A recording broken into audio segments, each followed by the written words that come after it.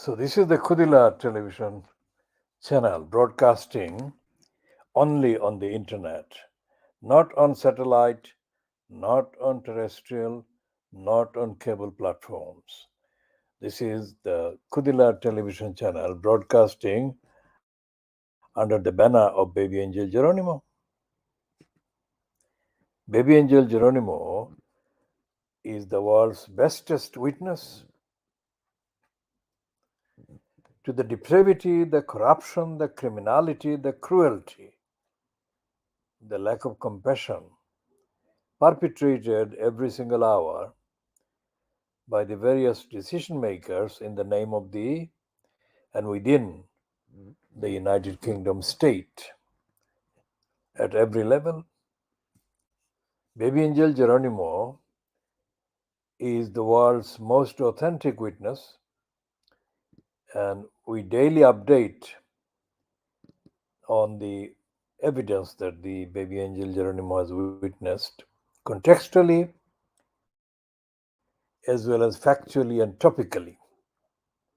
So this is Baby Angel Geronimo Editions, Khoodeelaar television channel, being broadcast only on the internet, not on satellite, not on terrestrial, not on cable platforms. I am Muhammad Haq. I created the Baby Angel Geronimo platforms, editions,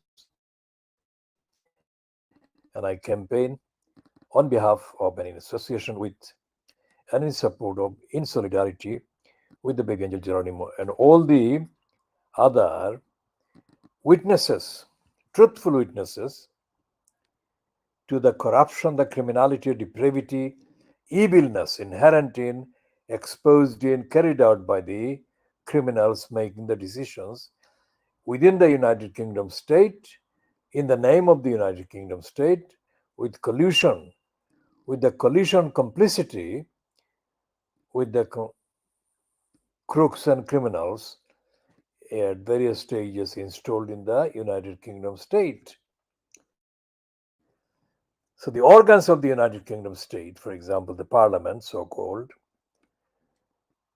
the executive, the media,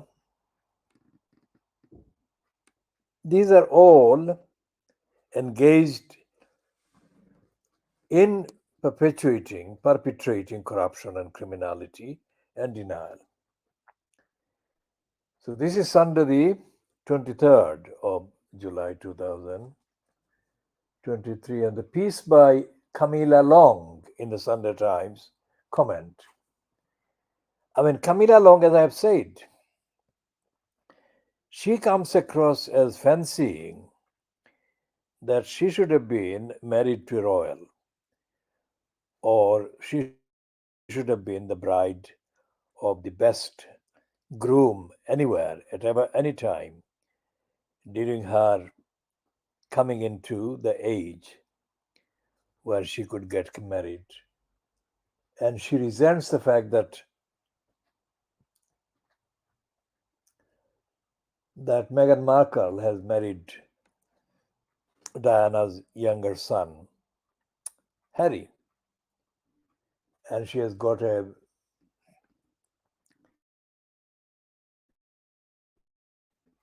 spiteful piece in today's column against Meghan Markle.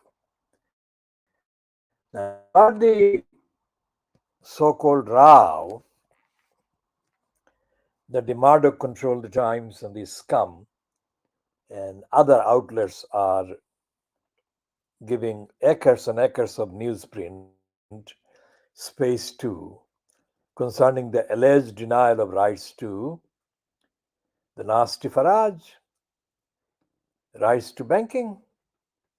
Somehow, Camilla Long shows that she has been around and she is as connected, as up to date as it is evident in her attempt today. She says that Nigel Farage once tried to have her arrested. At least that is a change, because she's not saying that Farage tried to marry her. So she's saying that although Farage tried to get her arrested, And we shall come to that in due course before the end of this particular edition. She still thinks that the bank was wrong to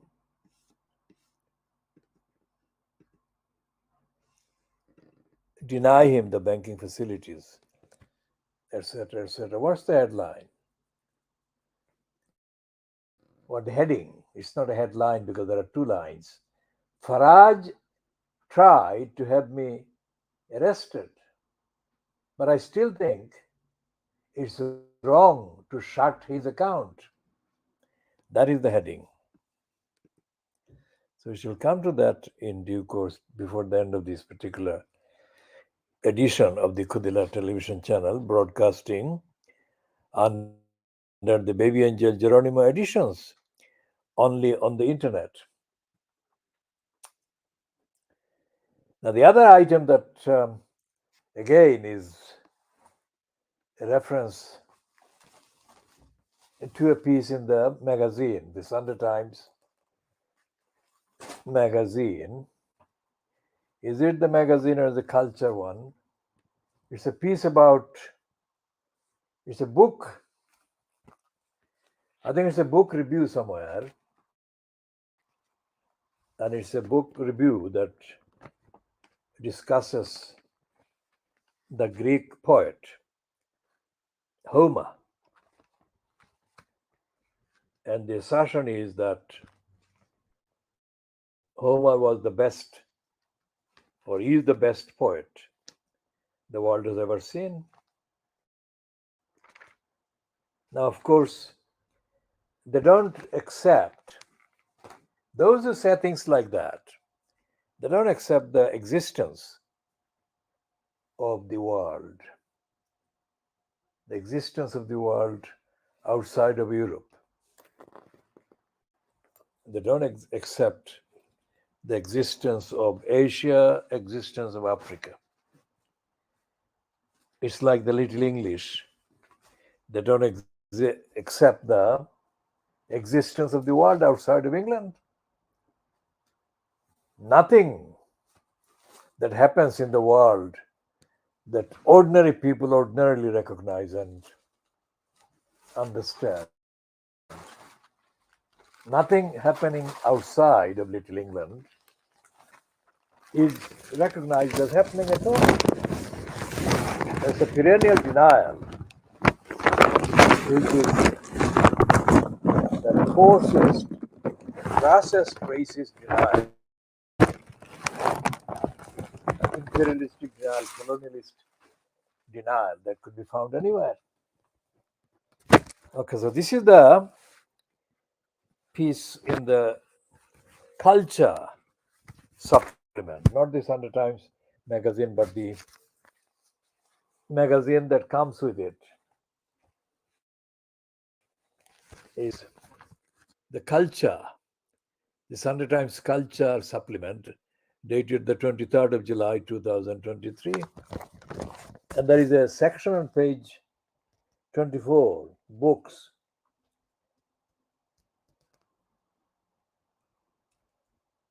And the second column in the book section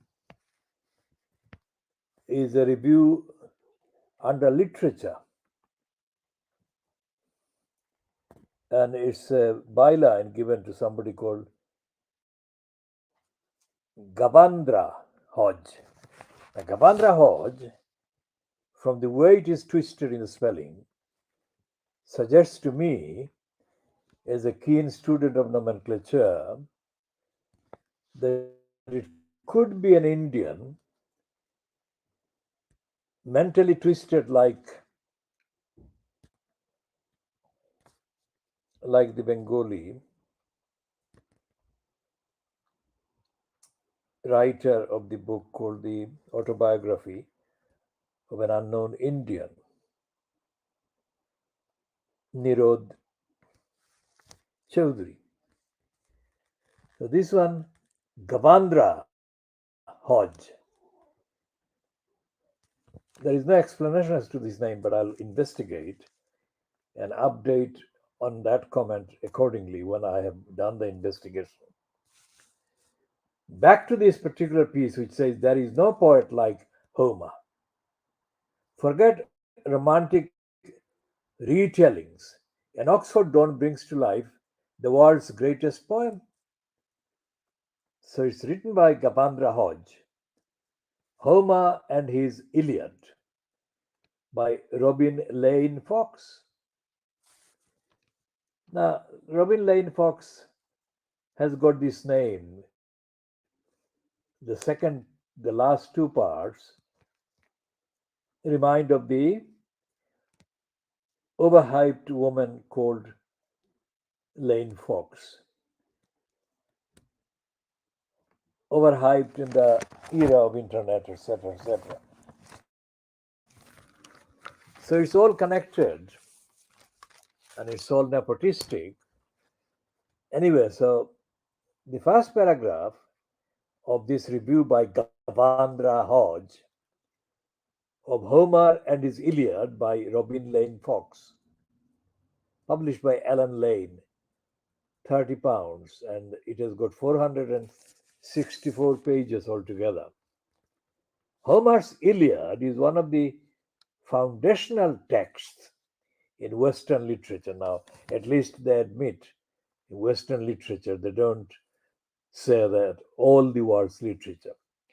It's a poem over 15,000 lines long in Greek hexameter about a few crucial days during the 10-year Trojan War.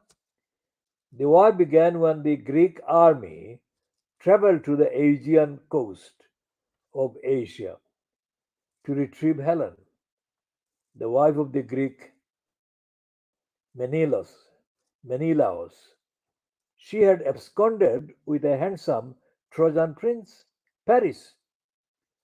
The army's greatest warrior was the semi divine Achilles, doomed to shine bright and die young.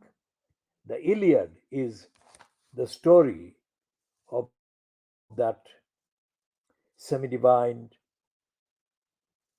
Achilles. These days, we might know the Iliad's characters from popular retellings by authors such as Pat Barker and Madeleine Miller. They have redirected the focus from the battleground and its heroes, sparkling, sparkling in bronze armor, to quieter voices, the enslaved women in the Greek camp, and the Achilles' beloved companion, Pericles.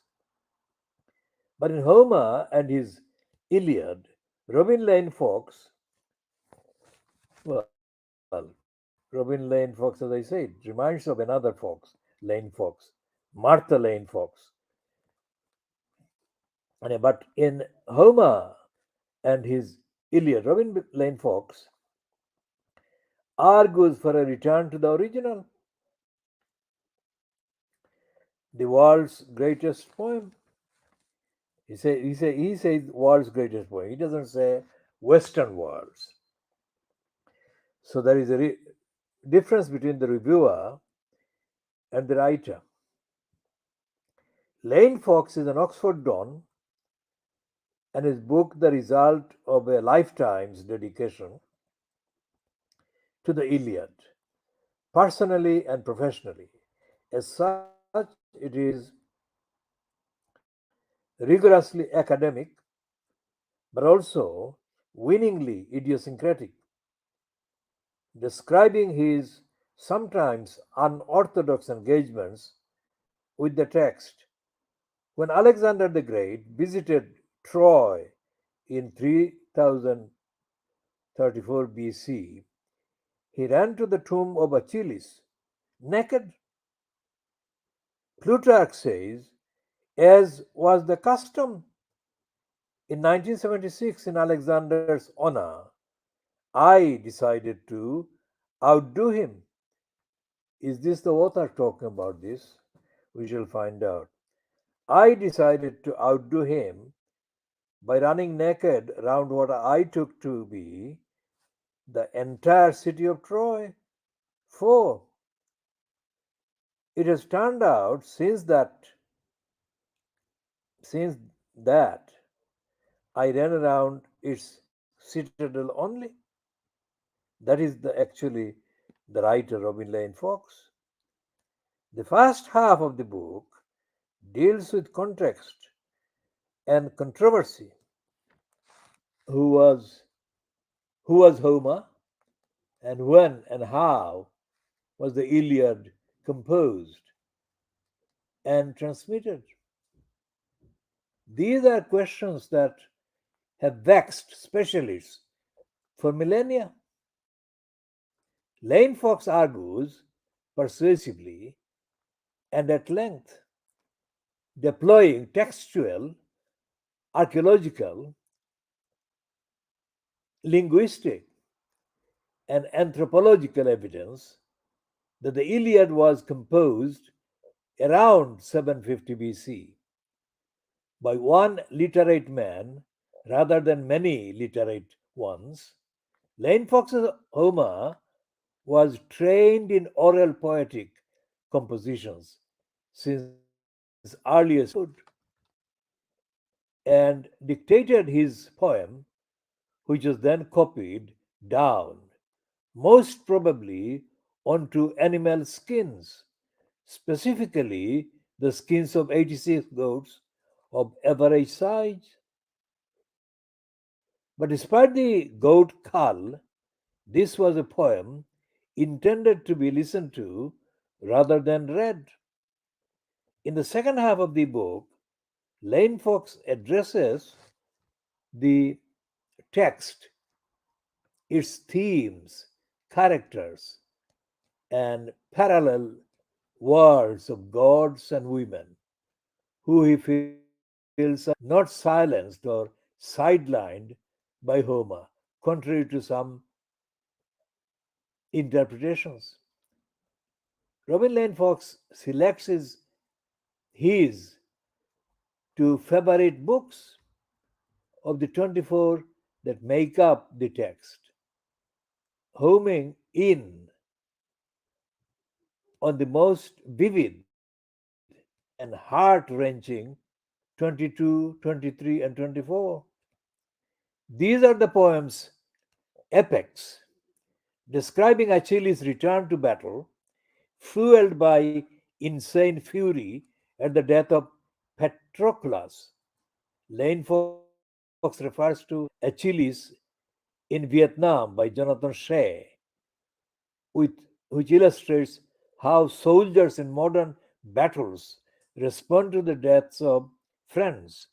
Grief, likewise, modulating into intense rage. Achilles slays the Trojan hero Hector, runs leather straps through the tendons of his feet, ties the corpse to his chariots, and drags it around the walls of Troy. He does this every morning for the next 8 days. Meanwhile, within Troy, Hector's father, King Priam, rolls in dung an expression, rolls in dung an expression of his untempered grief. The Iliad, Lane Fox says, offers an education in the human predicament. Even if we no longer believe in Homer's gods, we strive, protest, and act on plans of our own, but events then teach us otherwise. In ignorance of the outcome, we too press on like the heroes, but life does not bring us unmixed good, says Robin Lloyd Fox. This is a compelling and unimpressive work, says Gavandra Hodge. But there are moments when Lane Fox, gets too granular.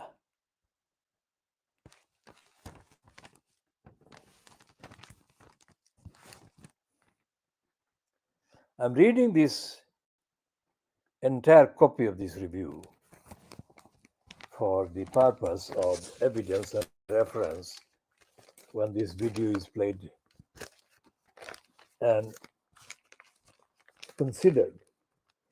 This is a compelling and impressive work, but there are moments when Lane Fox gets too granular for the lay person, the missing dagama. Anyone? And he can be a little over enthusiastic, claiming all sorts of firsts for Homer, that he invented plot, that he invented epic, the idea of robots and artificial intelligence, and that with Helen he presents the first inconsistent lady in poetry. But his enthusiasm is infectious, and while I won't be running around Troy naked anytime soon, the book did achieve its aim. It sent me back to the Iliad and made me even more excited about Emily Wilson's new translation out this autumn. Buy from timesbookshops.co.uk or call this number, discount for Times members. Now, this is a review, and the heading is not borne out by the contents because it doesn't say, anywhere in this review what part of Iliad or what part of or what piece of Homer's contributions constitutes the essence of what this heading is saying. There is no poet like Homer. And I completely condemn this publication because of the heading not substantiated in the actual copy underneath it. There are, of course, other claims to the greatest poet. In the culture of Persia, of course, the poet Rumi, 400 years ago, is considered the greatest poet by some measure. There are many poets whose names are not in front of me that are still part of the legends in what is now Saudi Arabia, where the height of culture and literature was reached before the Holy Quran was revealed. And some of the compositions, including poetry, are rated as among the best in Arabic literature outside of the literature and linguistics and the style and pattern of the Holy Quran. Then, of course, in the case of the poet Tagore, Rabindranath Tagore is considered one of the world's greatest poets. Some others would say that Kazi Nazrul Islam is one of the world's greatest poets. And taking the trip to English and England, there is this. Well, Shakespeare is not considered a poet as a playwright, but poetry and playwright is insignificant when the actual quality of intellectual contribution is the center of the dispute and discourse. And of course, Shelley, Byron, and others are contestants in the contest about who is the greatest poet or writer or thinker. And this is only English we're talking about and Greek. If you take into account the existing active live languages across the world, there are thousands of languages. And there is no acknowledgement in any of the Western kind of journalistic literature reviews, like this article, of the existence of these thousands of languages. But if it were recognized, and if it were recognized truthfully and with respect, then the quality, the inherent qualities, intrinsic qualities of these individual languages and traditions would be recognized. But they're not recognized. Like the racist Macaulay, who died aged 59, he said that the Arabic culture, the Arabic language didn't exist. He said that the Hindi or Sanskrit culture didn't exist. And he said that neither the Arabic nor the Sanskrit, that is, neither the Muslims nor the Hindus, existed when it comes to, or when it came to independent intellectual content and quality. How wrong could anyone be? I mean, my understanding of what I have been able to see of Bevington Macaulay is that he was the one that was lacking in knowledge, lacking in appreciation, lacking in capacity, intellectual capacity to understand what constitutes what in terms of literature, in terms of thinking. He said that the combined contribution of the Sanskrit and the Arabic and the other languages in the subcontinent, combined contributions, the contents, were less important, less valuable, less worthwhile than a fraction of the contents in a library shelf and written in the English, let's say, language. I mean, the man was insane. So we shall be talking about Homer and Iliad, Qazi Nazrul Islam, wars. Now, the campaigner, the fighter, the leader of the movement against the British imperialists, Subhash Bose, said of Qazi Nazrul Islam, because Subhash Bose could understand what Nazrul Islam was writing or had written. And he said, in one quote that I have used before, he said of Qazi Nazrul Islam that Qazi Nazrul Islam is Janto Manush, that is a live human being. The biggest poem that I think Qazi Nazrul Islam wrote in epic terms, well, in content, not in length, is of course his poem The Rebel.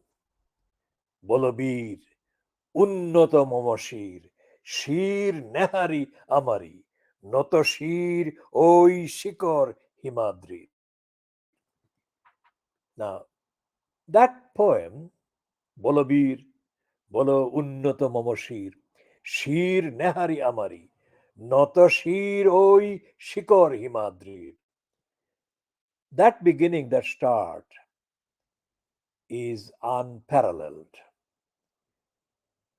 Shir Nehari Amari, Noto Shir Oi Shikor Himadrir. Now, as someone born in Silot, not in Bengal, and as someone who gained familiarity, cognitive awareness about the world, society, things, Nehari is not a word that is in the Siloti language at all. It never was. And the style and the pattern and the structure of Nazrul's Bidruhi, Bolobir, Unnoto Momoshir, Shir, Nehari Amari. I mean, this was not something that somebody who was only familiar with concepts and terms in the Siloti language would have been expected to understand. And yet, I readily understood the meaning of the word Nehari without seeking any help of a dictionary, because there, in any case, there was no dictionary around when I first met Nazrul's rebel, Bidruhi. But collecting together all the contextual concepts, I made correct sense of the word Nehari, meaning no, not. Shir Nehari Amari, Noto Shiroi Shikor Himadrir. Now, the style is very forceful and very unique. Noto Shiroi Shikor Himadrir. I mean, it is starting by lowering the apex, the height of the top of the Himalayas first, starting there, and then going to describe, identify the mountain, the hill. So, even without going into the rest of the poetry of Nazrul, that poem and that beginning, because in the middle of the poem there are some issues, some kind of tales taken from the Hindu mythology, but essentially the main thrust of the poem, Nazrul's Rebel, is contained in the first, second, and third kind of paragraphs or stanzas. Bolabir Unnoto Momoshir. He's addressing the hero, the imaginary hero. Unnoto Momoshir. Again, he's putting the height first and then identifying whose height he is referring to. Shir Nehari Amari. Noto Shiroi Shikor Himadrir.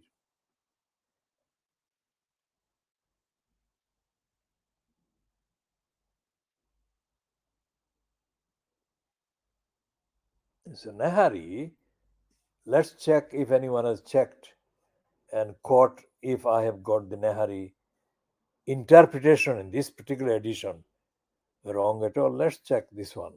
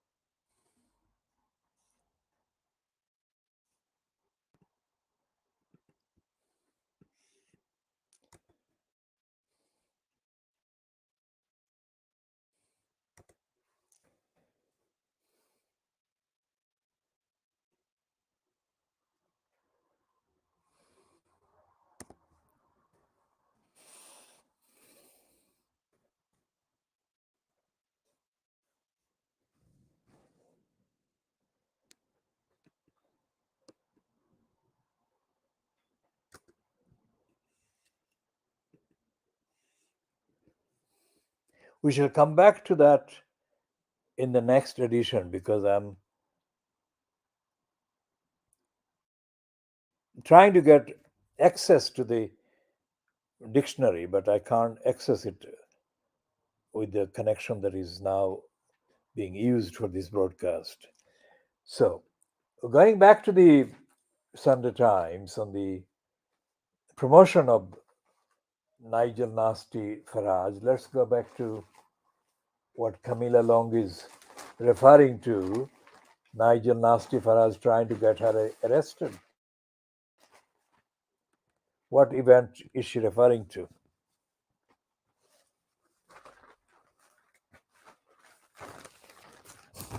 The Sunday Times, talking about the prices of cover prices of the papers.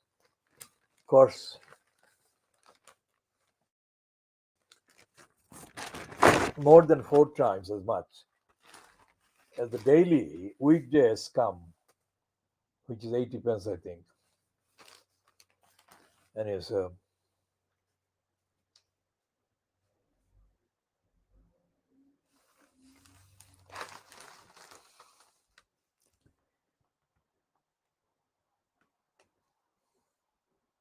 well, one of the highlighted points in Camilla Long's piece about Faraj is about Alison Alison Rose. And the highlighted bit is why is someone, she means Alison Rose, this unable to run a bank getting 5.2 million pounds a year to run a bank?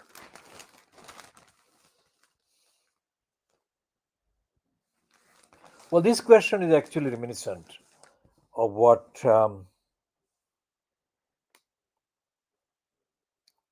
the comment about Elon Musk was in a column in the Times newspaper on a Friday by an employee or a writer.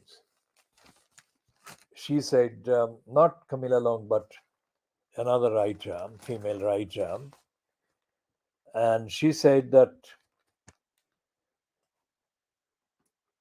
the platform, Twitter.com platform that Elon Musk had been engaged in messing up with, was the last place that anyone should mess up with it. Because, contrary to the level of understanding by Elon Musk of the unique place that Twitter was, Twitter had the world's unique privilege of attracting the most intelligent people from the planet, from across the planet. And instead of leaving it alone, Musk was messing it up. So that is the kind of question that Alan Camilla Long is asking about Alison Rose, because the reports obsessively published about her kind of failure over the NatWest Bank's Coutts branch operation have been about her engagement with evidence and the ability or inability to apologize immediately to Nigel Nasty Farage. So if she couldn't do that, then what was it that she was doing that justified her paid 5.2 million pounds a year to run the bank? Absolutely correct question. But what I think is equally correct is that this is the kind of symptom.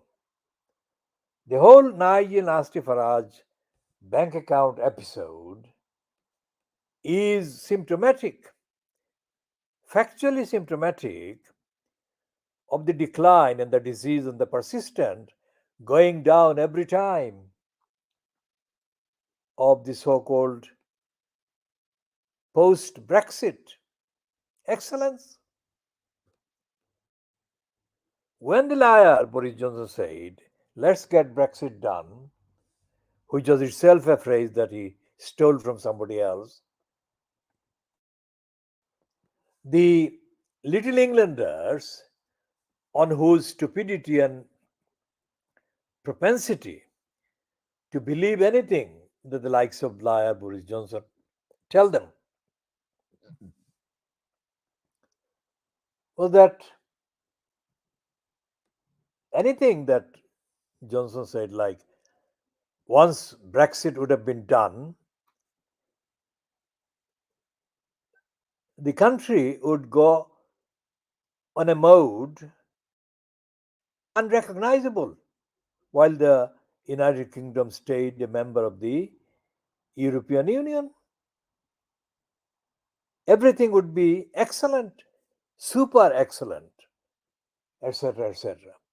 And here we are having to deal with the massive evidence that ordinary banking facilities are being denied ordinary people.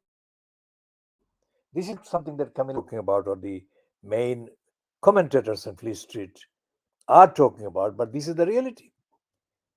Thousands, hundreds of thousands of people, if not more, ordinary people, law abiding people, sufficiently in possession of sufficient amounts of funds to run a bank account in their own names are being denied banking facilities. That is not being considered worth commenting on or condemning. But that is the reality, which means that billions, literally billions of pounds worth of business, literally billions of pounds worth of benefit, literally billions of pounds of services are being denied to the people, ordinary people who are not called Nigel Farage, but ordinary people who are being blocked from having the banking service. The fact that the media doesn't talk about that is another proof and evidence of the dysfunction, not of just Alison Rose, but of the whole media, the whole parliamentary so called facade. So let's see where she is referring to her experience at Nigel Farage's end when he tried to allegedly have her arrested.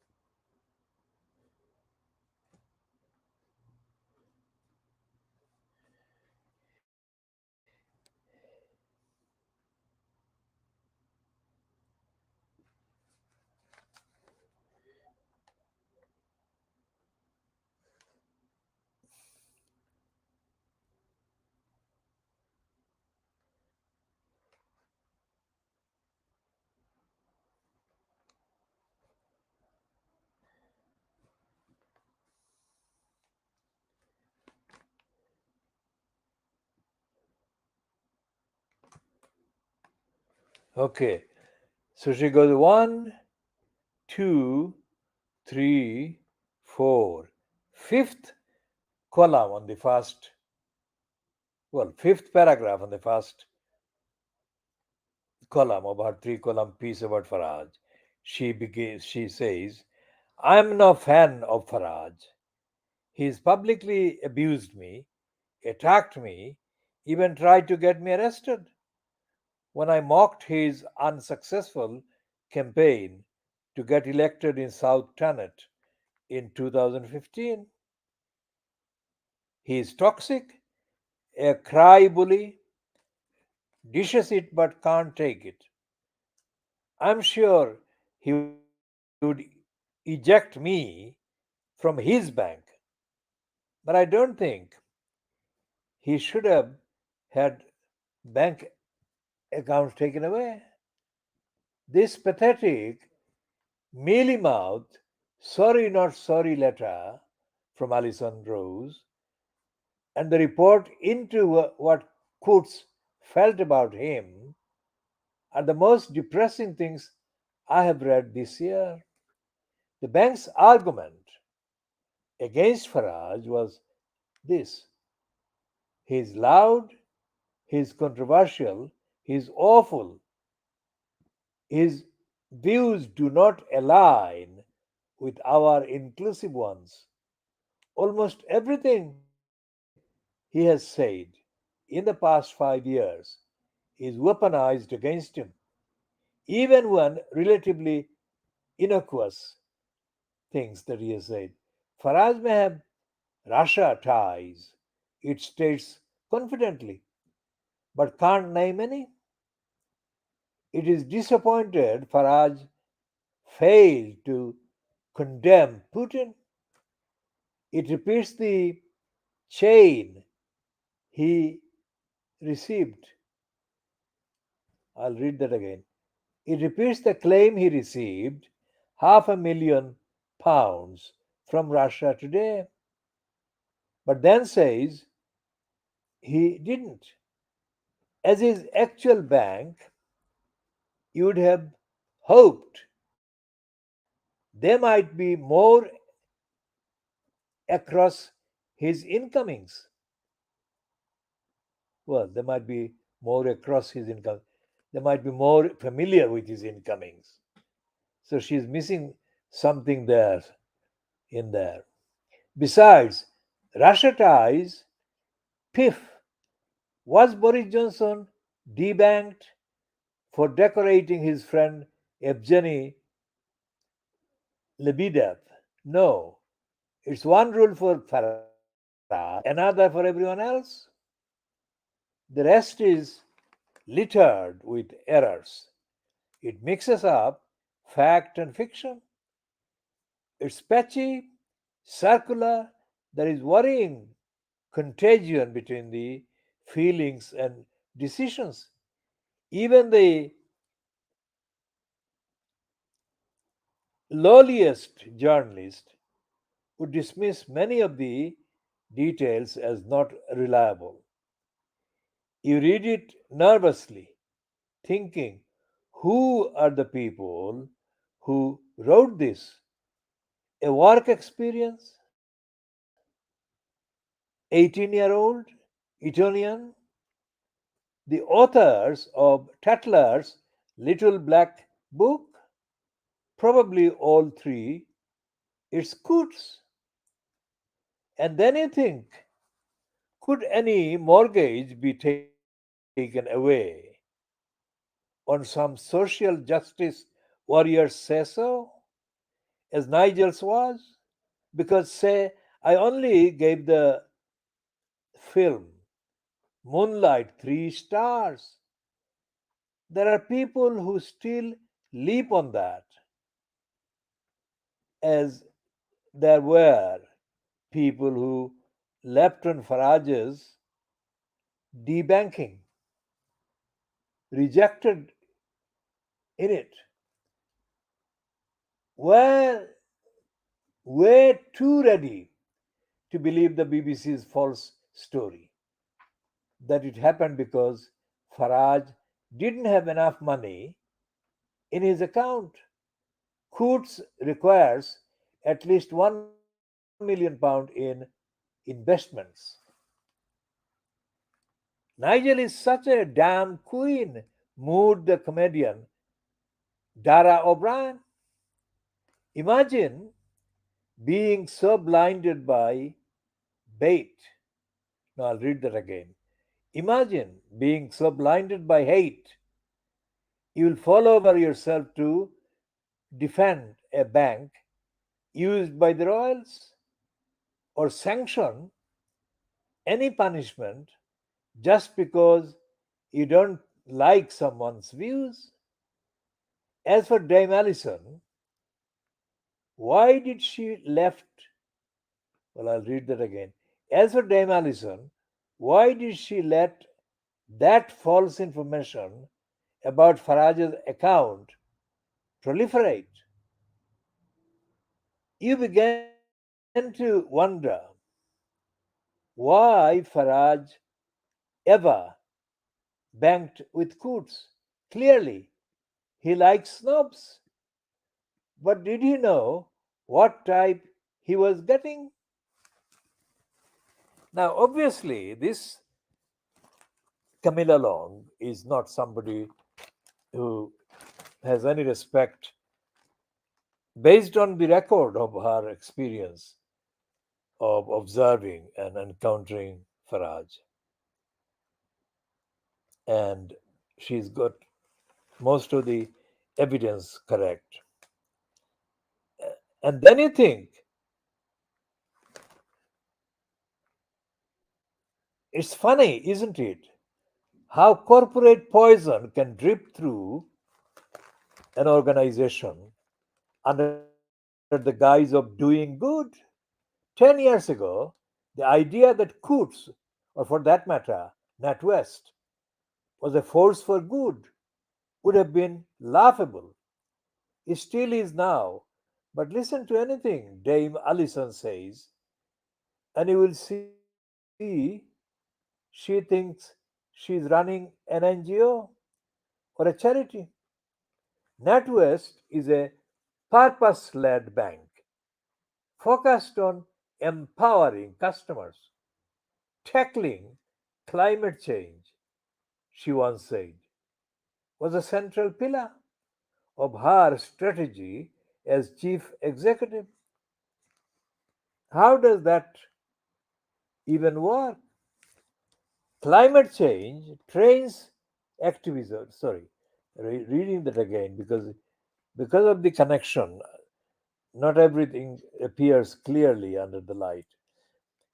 Climate change, trans activism, Black Lives Matter, once decent causes, now ways that controlling people can control more people. If you want to affect customer behavior outside the normal remit of your product, then yapping on about climate change is a dream ticket. If you are on a ego mission to make your bank more LGBTQIA curious, then of course you are going to cleanse it of people like Faraj when defend Boris Johnson for saying tank topped bum boys. Rishi Sunak has been clear. Refusing people like Faraj banking services was wrong, but what he is going to do about people like Rose? It's all very well telling us this shouldn't be happening, but how do you stop the people who are making it happen? The fools who think they are moral crusaders, when in fact they are second raters and unhealthily obsessed with their idea of themselves. Well, that is the whole piece that Camilla Long has written about this. Now she has got another part, of course, which is Air Force One. Now that's a soaring sense of entitlement. Now, what she is doing with that other one, Air Force One, is having a go at the alleged request by Harry and Meghan, or request by Harry on behalf of Meghan and himself, that when Biden visited or traveled in one Air Force One, which is reserved for the President of the USA, they should be allowed to travel in Air Force One. Now, that is quite clearly a childish kind of request. No one in the right mind should make such a request, but that's what she's talking about. Now, we are going to check the time we have been on. This is 54 minutes, and we shall be bringing an end to this one, but there are other items, many other items on the Sunday papers, including the Sunday Times news review piece talking about, well, talking for Nigel Farage. But we shall be dealing with those aspects in later editions. not in this particular edition. And that means we shall be talking about the piece in the My London promoting Lutfur Rahman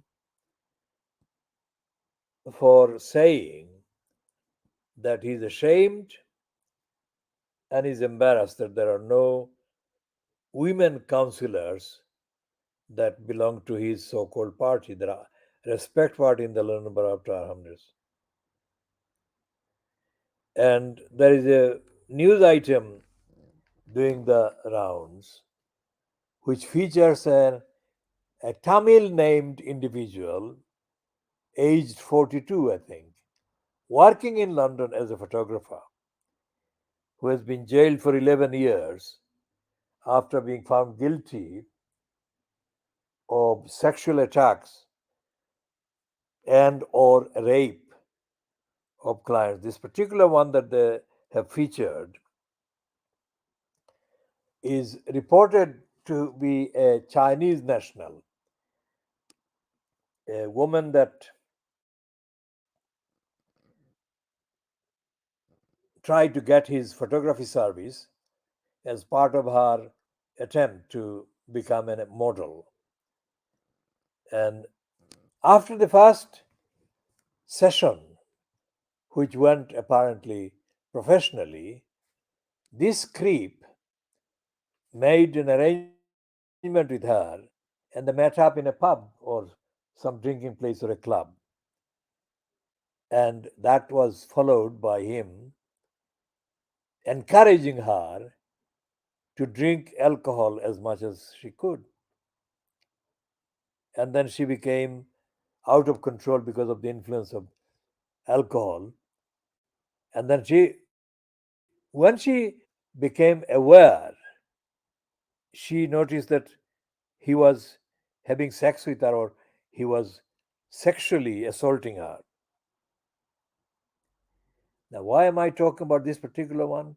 Because this is the kind of crime that brings disrepute to the rest of the community.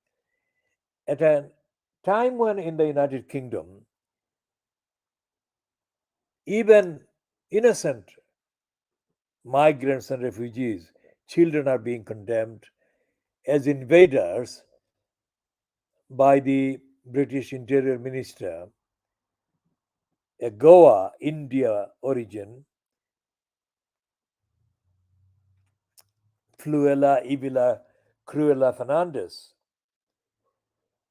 How is it that somebody like a photographer, 42-year-old, of Tamil name, which suggests that he could be either of Sri Lankan Tamil or a South Indian Tamil, national or Tamil origin person, how could he, being found to have raped or sexually assaulted a woman or women, because we only know from the reports so far about this Chinese national woman that he did assault and abuse. How is the message getting to the rest of the population that sees his image and reads about him? Of course, they are going to think the worst about Asian people that resemble him, look like him, although he's not a Muslim because a Tamil is unlikely to be a Muslim prima facie. He's likely to be a Tamil of Hindu background, etc. He's not likely to be a Sikh either. But essentially, when criminals like him do their crimes, of course, it is a question that could apply to any criminal. I mean, do these criminals think about the impact that crimes have on the rest of the community that appears apparently in terms of appearance and ethnicity like them? Of course, they don't. So, who is going to speak for the whole innocent community, the majority innocent people who are implicated by association, indirect association with the criminals like this one. So, this is one of the issues that can be extrapolated to apply to the behavior of Lutfur Rahman.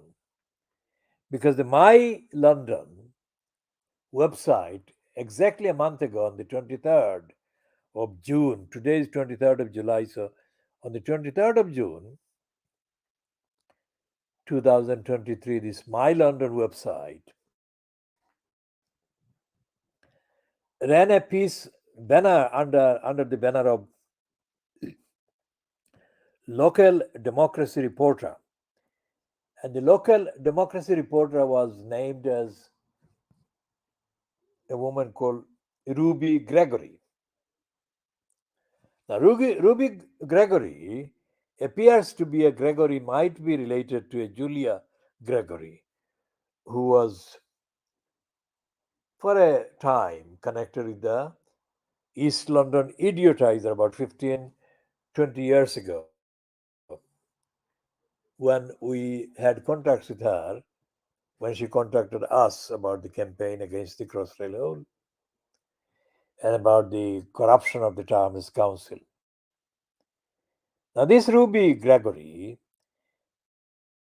has run a long piece promoting Lutfur Rahman based on the alleged confession by Lutfur Rahman that he is ashamed, that he is embarrassed, that in his so called Aspire party there are no women councillors currently.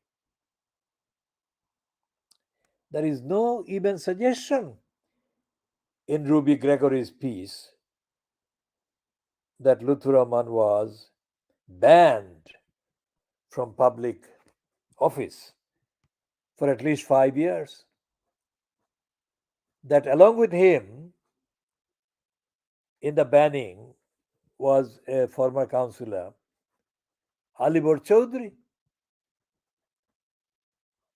And yet her whole piece is stuffed full of alleged confessions by Lutfur Rahman that he is ashamed and is embarrassed that there were no women.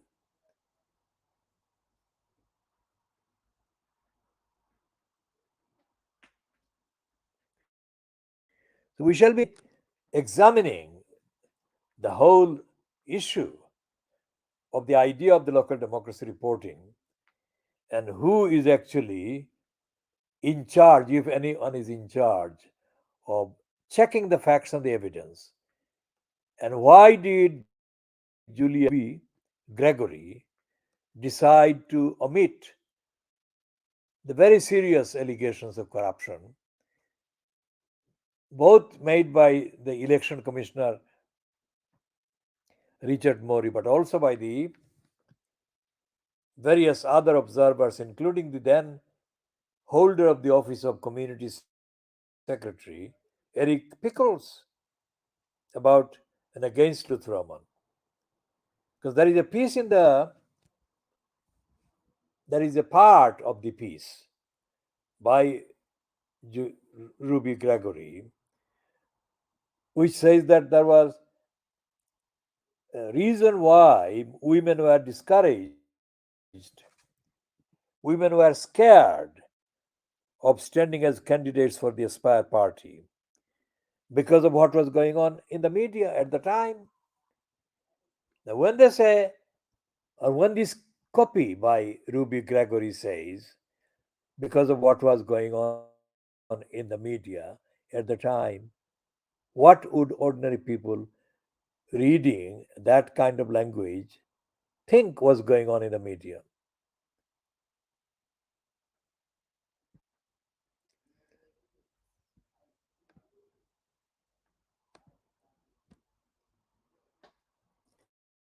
Because what was going on in the media is not identified, is not specified, is not named or described in the Ruby Gregory piece, which means that she is colluding with Lutfur Rahman, who is lying by hiding the truth about the fact that people were discouraged correctly from associating with him and his so called Aspire party because of the corruption that he indulged in, and the corruption that his colleague at the time, Alibur Chaudhry, who was the only other one that was banned by Richard Morey. So, the corruption and criminality which correctly were in the media at the time should have been mentioned by Ruby Gregory, but she doesn't. Should have been mentioned by the liar Lutfur Rahman, but he doesn't. So whoever is advising the liar Lutfur Rahman now is of course committing aggravated criminality. We shall be going further into the facts and the evidence and updating on all of those in due course in the next editions, whenever they are. So we are ending this particular one at 1 hour 6 minutes at 0800 hours GMT on Sunday, the 23rd of July 2023.